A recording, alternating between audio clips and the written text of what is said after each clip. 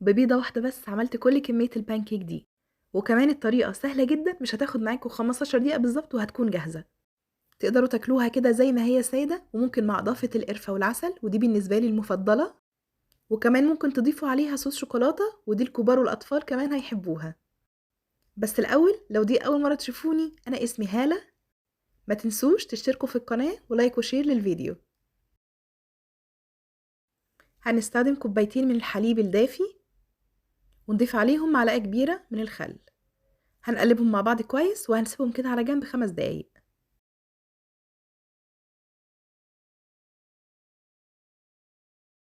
هنضيف عليهم 3 معالق كبار من الزبدة السايحة، وهنقلبهم مع بعض كويس.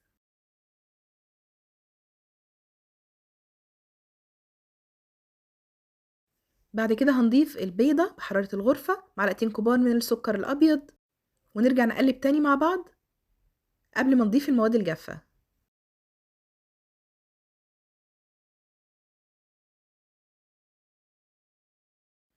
للمواد الجافة هنستخدم كوبايتين من الدقيق،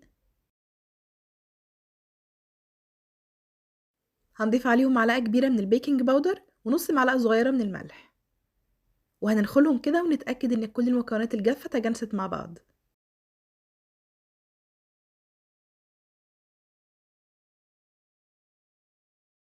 هنخلط المواد الجافة بالمواد السايلة،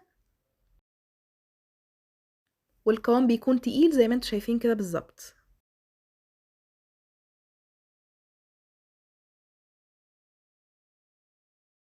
هنضيف نص معلقة صغيرة من الفانيليا، وهنرجع نقلب تاني، وهنخلي الخليط ده كده على جنب يرتاح 15 دقيقة قبل ما نشكل البانكيك.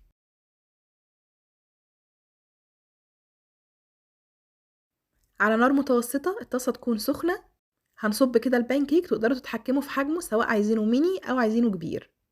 أنا عملت تشكيلة شوية من الميني بانكيك وشوية من الكبير، ودي كلها حاجات ترجع لأذواقكم.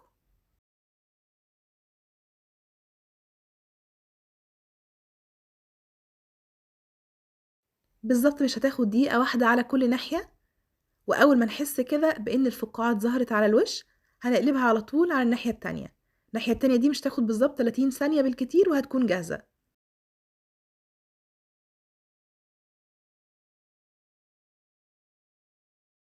عملت كل الكمية بنفس الطريقة، وزينتها بشوية من القرفة وعليها عسل نحل، وكمان شوية بصوص الشوكولاتة، وممكن صوص الكراميل. زي ما تحبوا، في كل الحالات هي طعمها حلو جدا وهتعجبكم.